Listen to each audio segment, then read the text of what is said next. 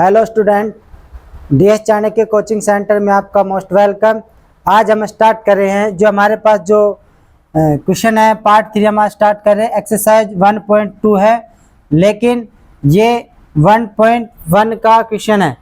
इसको हम लेकर के आए हैं इस पार्ट में। तो यहाँ पर जो दिया है, इसने कहा है यूक्लिडियन विभाजन प्रमेय का प्रयोग करके दर्शाए कि किसी धनात्मक पूर्णांक का वर्ग किसी पूर्णांक m के लिए 3m या 3m प्लस के 1 के रूप का होता है। तो यहाँ पर हमें यूक्लिड विभाजन जो प्रमेय है उसके उपयोग से, यहाँ पर उसके प्रयोग करके और जो पूर्णांक हम लेते हैं उस पूर्णांक का वर्ग करना है। आप इस वीडियो में लास्ट तक बने रहिए, आप इसको अच्छे से देखिए और समझिए। अगर आपको वीडियो अच्छी लगी हो तो लाइक एंड शेयर भी कीजिए। ओके, तो हम स्टार्ट करते हैं। यहाँ पर जो दिया है बेटा, मेरे पास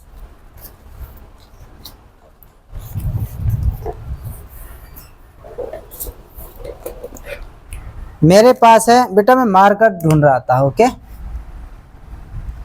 जो मेरे पास है इसमें जो यूक्लिड विभाजन जो प्रमेय है उसे करते हैं।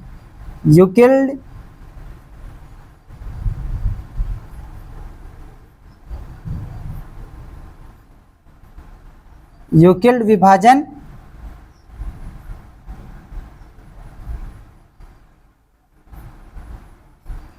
प्रमेय का से। तो यूक्लिड विभाजन प्रमेय का क्या होती है?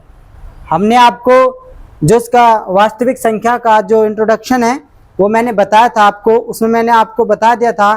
तो आप अगर इस वीडियो को देख रहे हैं तो आप पार्ट 1 देखे, इंट्रोडक्शन वास्तविक संख्या का इंट्रोडक्शन आप देखे, उसमें आपको अच्छे से समझ में आएगा पूर्ण संख्या क्या होती है, पूर्णांक किसे कहते हैं, और परिमेय संख्या और अपरिमेय संख्या क्या होती है। ये सब मैंने पार्ट 1 में इंट्रोडक्शन 1 शॉर्ट वीडियो बनाई थी, उसमें मैंने आपको ये बता दिया था।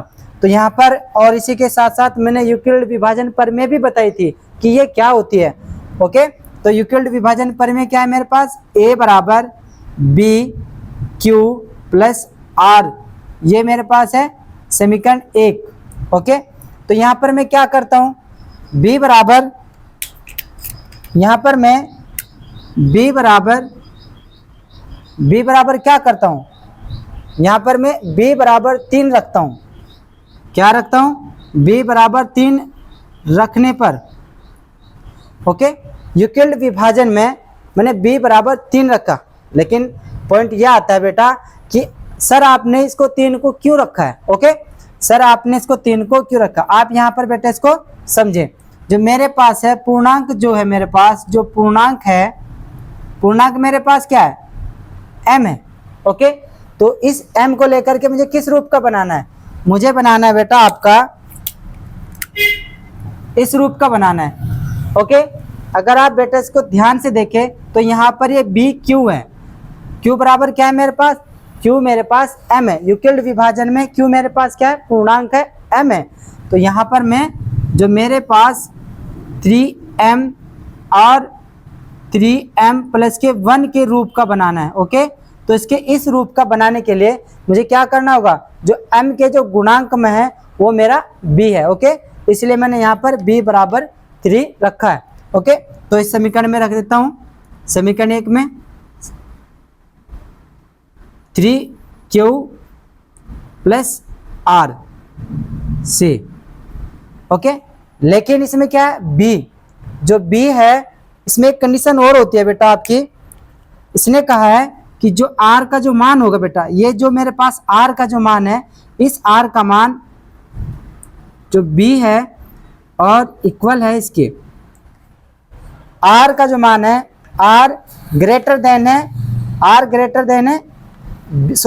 ग्रेटर देन है r से, b ग्रेटर देन है r से, r का मान b से बड़ा है, r का मान b से बड़ा है, b से क्या है, जो b है r का मान से बड़ा है। ओके, यहाँ पर ये बड़ा है, यहाँ पर ये बड़ा है और ये आपका छोटा है, ये आपका क्या है, छोटा है। ओके, तो हम ये कह सकते हैं इसको कि B greater than R greater than या इक्वल 0। ओके, इससे आप इसको समझेंगे।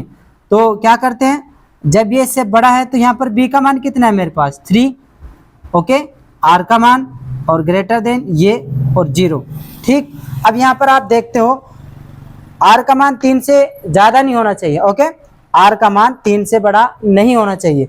तो यहाँ पर हम रख सकते हैं, आप यहाँ पर इसको नोट कर लीजिएगा, 0 आर बराबर 0 1 2।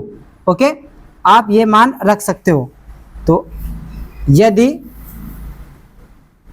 आर बराबर 0 से, तब यदि मैं आर बराबर 0 रखूं तब क्या होगा, जो इक्वेशन है मेरे पास ए बराबर 3q प्लस आर का मान कितना है 0। ओके, आपको एक एक पॉइंट यहाँ पर समझ में आ रहा होगा। ठीक है, तो यहाँ पर मैं आपको हर एक टॉपिक को लेकर के चल रहा हूँ। आशा करता हूँ आपको अच्छे से समझ में आ रहा होगा। यदि आपको अभी भी समझ में आए तो वीडियो को बैक करके फिर से देख लीजिएगा। तो यहाँ पर मेरे पास आ गया a बराबर 3q। ओके, ये वो पूर्णांक है, ये वो पूर्णांक है जिसने कहा ना धनात्मक पूर्णांक, ये वो धनात्मक पूर्णांक है जो हमें चाहिए था। लेकिन इसने कहा कि धनात्मक पूर्णांक, इसने कहा कि वो धनात्मक पूर्णांक है। यहाँ पर देखिए, नोट कीजिएगा, धनात्मक पूर्णांक का वर्ग किसी पूर्णांक m के लिए क्या करना है, अब जो मेरे पास जो धनात्मक पूर्णांक है का वर्ग, इसका हम वर्ग करेंगे। ओके, वर्ग करने के लिए क्या इस रूप का आता है, इस चेक करते हैं हम। ओके, तो क्या करेंगे हम, दोनों पक्षों का वर्ग करने पर। ओके, पेन कापी आप हाथ में लीजिएगा और इसको मेरे साथ साथ इसको आप नोट कीजिएगा और उसको समझिएगा। ओके, दोनों पक्षों का वर्ग करने पर, तो यहाँ पर a का स्क्वायर बराबर है 3q का स्क्वायर, 3q का स्क्वायर। ये बेटा q है, यहाँ पर ये मेरे पास q है, q का स्क्वायर। तो मेरे पास क्या आ गया, a स्क्वायर बराबर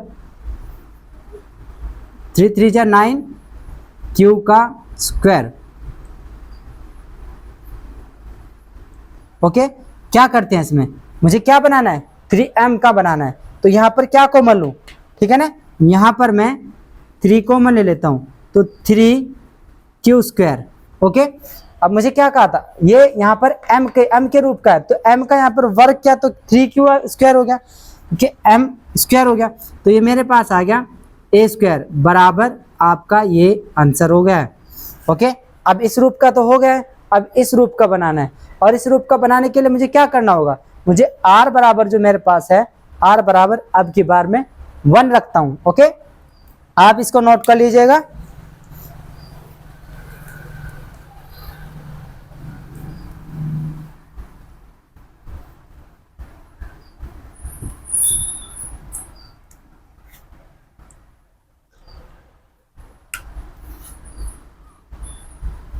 समीकरण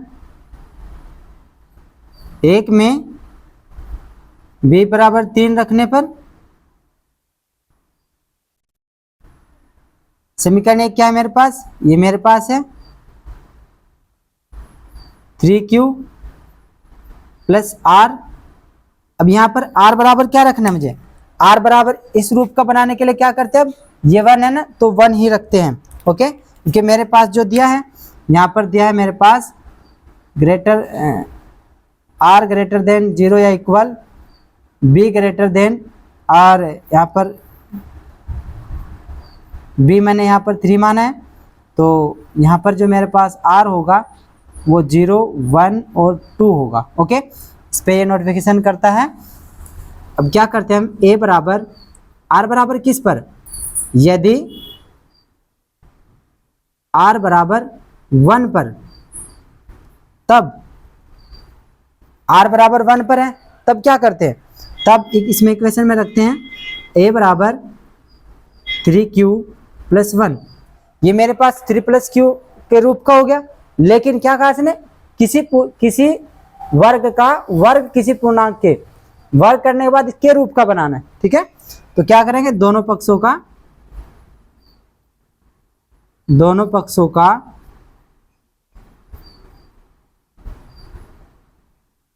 वर्ग करने पर, दोनों पक्षों का वर्ग किया,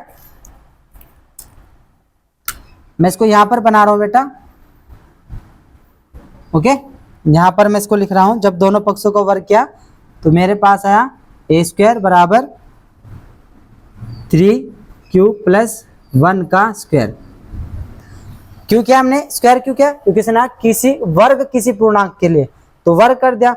अब मेरे पास पूर्णांक ये रहा तो करते हैं इसको, ए स्क्वायर है वेरी सिंपल बेटा, आप इसको डाउट में मत रहिएगा, डाउट आपका क्लियर हो जाएगा, यहाँ पर क्लियर हो रहा होगा। और तो ये क्या है बेटा, यहाँ पर मेरे पास नोट है, नोट्स है मेरे पास इस चीज़ का कि ये मेरे पास किस रूप का है, ये मेरे पास a प्लस बी के होल स्क्वायर के रूप का है। तो क्या करते हैं, A square plus 2ab plus B square, ये मेरे पास a प्लस बी का जो होल स्क्वायर है के सर्वसम्मिका के यहाँ पर के रूल से इसको हम करेंगे। ओके, तो यहाँ पर करते हैं 3q का स्क्वायर प्लस 2 मल्टीप्लाई a मेरे पास है 3q गुणा 1 प्लस 1 का स्क्वायर, ओके, के रूप का हो गया बेटा। अब इसको हम यहाँ पर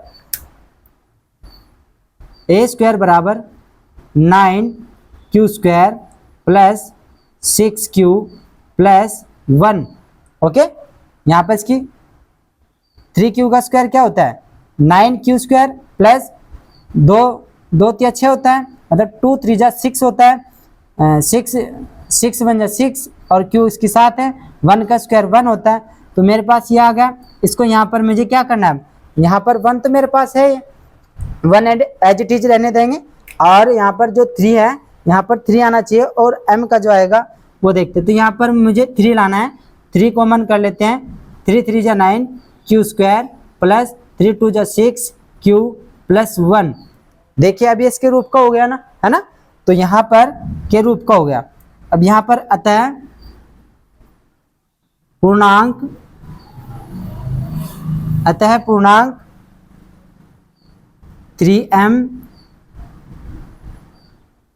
3m प्लस के 1 के रूप का है, आप इसको बेटा नोट कर लीजिएगा, वेरी इंपॉर्टेंट पर्सन है, आप इसको अच्छे से समझेगा। ओके, नोट कीजिएगा आप इसको।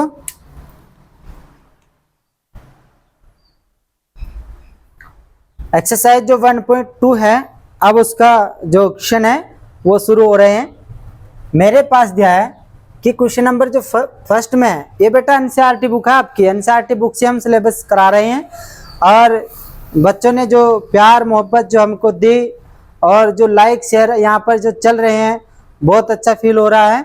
और मैं आपको और अच्छे से अच्छे और बड़े से बड़े वीडियो बना करके आपको सेंड करता रहूँगा, आप बस मेरे साथ जुड़े रहे और अपना प्यार बनाए रखे, ठीक है। तो इसको करते हैं। इसने कहा निम्नलिखित संख्याओं को, जो निम्नलिखित संख्याएं कौन सी होती है, ये जो दी हुई है, ये 1 2 3 4, इन संख्याओं की बात कर रहा है। निम्नलिखित संख्याओं को अभाज्य गुणनखंडों के रूप में व्यक्त कीजिए। पॉइंट है बेटा मेरे पास कि अभाज्य किसे कहते हैं, अभाज्य संख्या किसे कहते हैं। अभाज्य संख्या का मतलब है बेटा हमारा जो स्वयं से और किसी अन्य संख्या से ना कटे, ओके, उसे अभाज्य संख्या कहते हैं। आप नोट कर लीजिएगा, वे संख्याएं जो स्वयं व अन्य किसी संख्या से ना कटे, जो स्वयं से तो कटती है लेकिन किसी अन्य संख्या से नहीं कटती है। जैसे मैं आपको बता रहा हूं, 1 है, 2 है, 3 है, 5 है, आपका 7 है, आपका 11 है, 7 के बाद 8 भी कटता है बेटा। देखिए 1 2 3 के बाद 4 आता है, 4 भी बेटा कटता है ना, 2 से डिविजिबल है, ओके, इसलिए मैंने 2 नहीं लिया। अभाज्य का मतलब ये होता है, ये वो संख्याएं हैं, तो हम इनको भी बेटा अभाज्य गुणनखंडों में करेंगे। वो संख्याएं निकालेंगे इसमें से हम जो किसी दूसरी संख्या से ना कटती हो, उन्हें अभाज्य गुणनखंड कहते हैं, के गुणनफल के रूप में लिखिए। कैसे, आप इसको अच्छे से समझ गए। अब देखिए मेरे पास है 140 का क्या करना है, मैंने अभाज्य गुणनखंडों के रूप में करना है। ओके, अब इसको करते हैं। फर्स्ट क्या कर रहे हैं बेटा, ओके, मेरे पास है 140। 140 के मुझे अभाज्य गुणनखंड कैसे करने हैं? 140 को मैं से ऐसे करूँगा, ठीक है ना। तो 2 से काटेंगे इसको, सबसे पहले 2 से काटेंगे। 2 7 जा 14, ओके, 2 सते 14। अब आपका 2 3 जा 6, 2 5 जा 10, ओके। यहाँ पर अब करते हैं 5 से, 5 7 जा 35, 7 1 जा 7, 7 ही कम 7, 2 सते 14, 0 एज इट इज, 2 3 6, और इधर कैरी किया, एक हासिल का गया ना इधर, तो हो गया 10, 2 पंजे 10, फिर 5 से, 5 सते 35, 7 ही कम 7। अब देखिए ये मेरे पास क्या है? अभाज्य गुणनखंड। तो यहाँ पर लिखेंगे 140 के अभाज्य गुणनखंड। अभाज्य गुणनखंड कौन कौन से है बेटा? 2 गुणा 2 गुणा 5 गुणा 7, ठीक है ना। ये क्या है? इसके अभाज्य गुणनखंड है, ठीक है। इन्हें अभाज्य गुणनखंड कहते हैं बेटा। ये सब क्या है? इसके अभाज्य गुणनखंड है। अब इसको और क्या लिख सकते हैं? इसको लिखते हैं 2 की पावर 2 गुणा 5 गुणा 7। अभी मैं यहाँ पर लिख रहा था, तो इन्हें कहते हैं अभाज्य गुणनखंड। आप पर्सन के जो पर्सन होता है, पर्सन को यदि आप समझते हो तो ही आपको आंसर मिलेगा, ठीक है। आप इसको नोट कीजिएगा। अब मैं सेकंड करता हूं।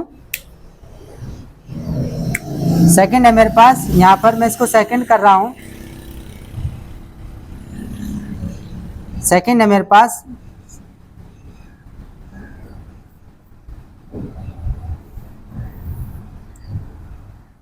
कितना है? 156। तो 156 के भी करते हैं अभाज्य गुणनखंड। 5 6 ये रहा, तो करते हैं 2 से करते हैं।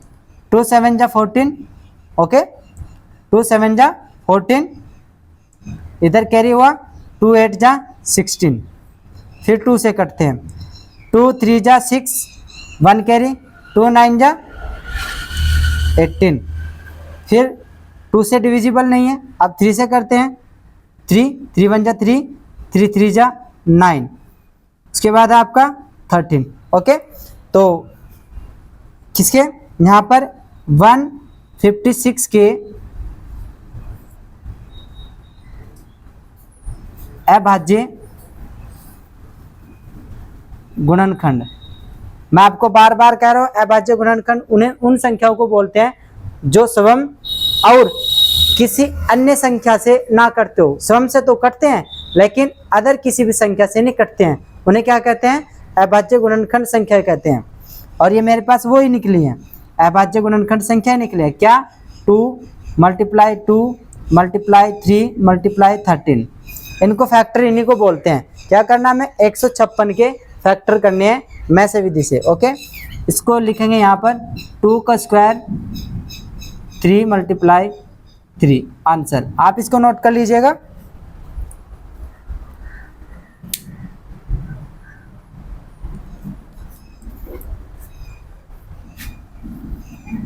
इसको मैं रफ कर देता हूं। क्वेश्चन नंबर 3 निकालते हैं। इसी का ही क्वेश्चन नंबर ये जो 3 है बेटा, ये निकालते हैं।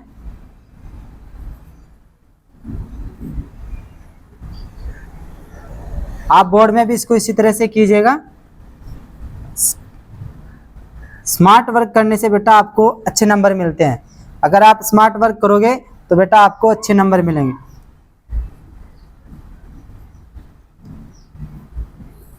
इसको करते हैं, 2 से ले लेते हैं। 2 1 जा 2 कैरी, 2 9 जा 18, 2 1 जा 2, नहीं ये तो गलत हो गया। हाँ, इस पर ध्यान देंगे बेटा। इस प्रकार की संख्याओं में आप देखें, जो ये मेरे पास संख्या थी, इस प्रकार की संख्याओं में बेटा आपको याद रखना है कि लास्ट का जो डिजिट है मेरे पास, लास्ट का जो डिजिट है वो क्या है? विषम संख्या है, ठीक है ना, ऑडेड नंबर है। तो जो विषम संख्या है, इस विषम संख्या से ही विषम संख्या से कटेगा ये, क्योंकि सम संख्या से ही कटती है, डिविजिबल होती है, और विषम संख्या से ही विषम संख्या से ही डिविजिबल होगी, ठीक है ना, विभाजित होगी। तो 5 से करेंगे इसको, ठीक है ना। तो 5 6 जा 30 और 5 7 जा 35। ओके, यहाँ पर कितना रहा, 35 हो गया ना, 5 7 35। अब कितना रहा, 3 रहा, तो कितना हो गया 30, 5 छंग 30 और 5 5 25। चेक कर लीजिएगा एक बार, 5 7 35 और 35 और 3 38, तो 30 हो गया, 5 छंग 30, 5 5 25। सही है बेटा। फिर 5 से करते हैं, क्योंकि यहाँ पर लास्ट में फिर मेरे पास विषम संख्या ही है, 5 एकन 5। ओके, और इधर 2 गया, 5 5 25, 5 तिया 15, ठीक है। अब 3 से करते हैं, यहाँ पर भी 3 से काट सकते थे हम, यहाँ पर हम 3 से भी काट सकते थे बेटा, क्योंकि विषम संख्या तो मेरे पास 3 भी होती है, ठीक है ना। हम 3 से भी इसको काट सकते थे। 5 तिया 15, 5 तिया 15, 5 एकम 5। मेरे पास क्या है 31, तो 31 से ही कटेगा, क्योंकि 31 क्या है, 31 संख्या अभाज्य संख्या है।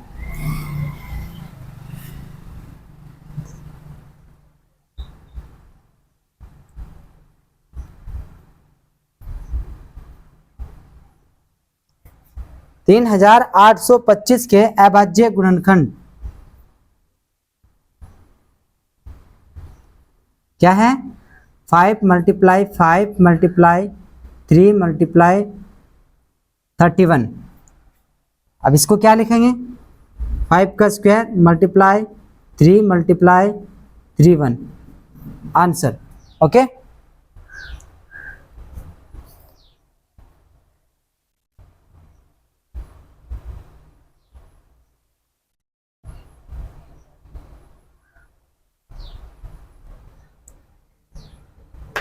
इसमें कुछ मिस्टेक, 5 एकम 5, 5 और 5 5 25, 5 तिया 15, 5 छंग 30, 5 7 35, 35, 5 छंग 30, 5 5 25, 5 एकम 5, और यहाँ पर आ गया मेरे पास 5 5 25, 5 तिया 15, 2 कितना हो गया मेरे पास, ये हो गया मेरे पास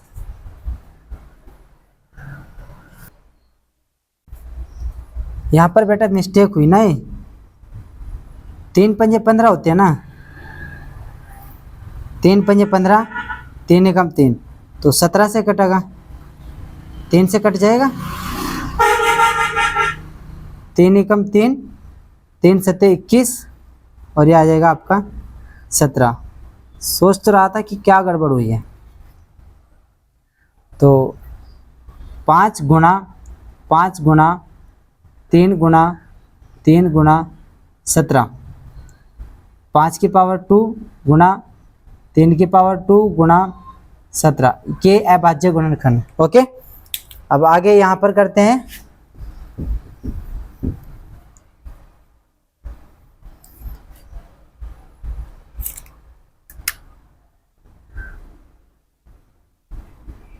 कौन से का हल कर रहे हैं हम, 4 का।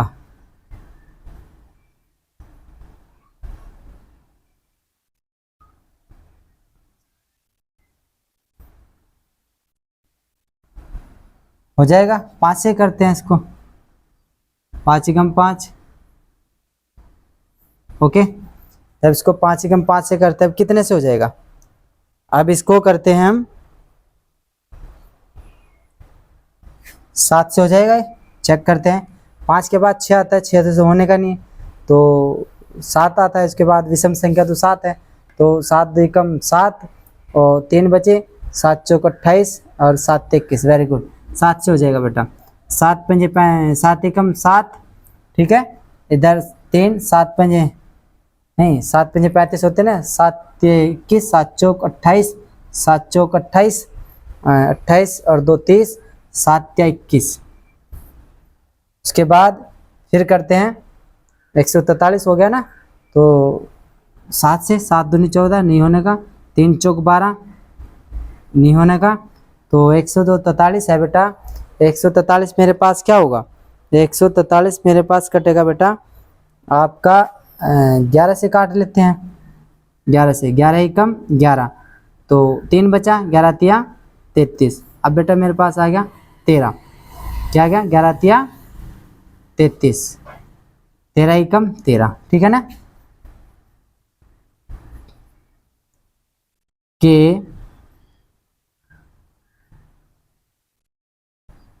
अभाज्य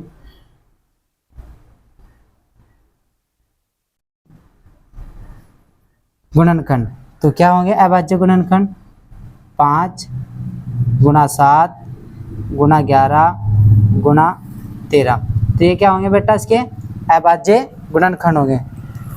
नोट कर लीजिएगा इसको।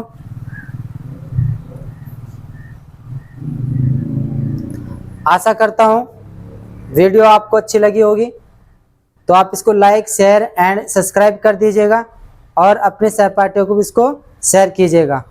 जो आपका प्यार और जो हमें मिल रहा है लाइक एंड शेयर की, जो लगातार जो हमारे पास जो नोटिफिकेशन आ रहे हैं, कमेंट में आ रहे हैं सर बहुत अच्छा है, और दूसरी बात यह है कि आप अच्छे से इसको समझ रहे हैं, ये जान करके हमें बहुत अच्छा लगा। तो आप इस वीडियो के साथ बने रहिए, नेक्स्ट वीडियो में फिर मिलते हैं। नमस्कार, जय हिंद, जय भारत।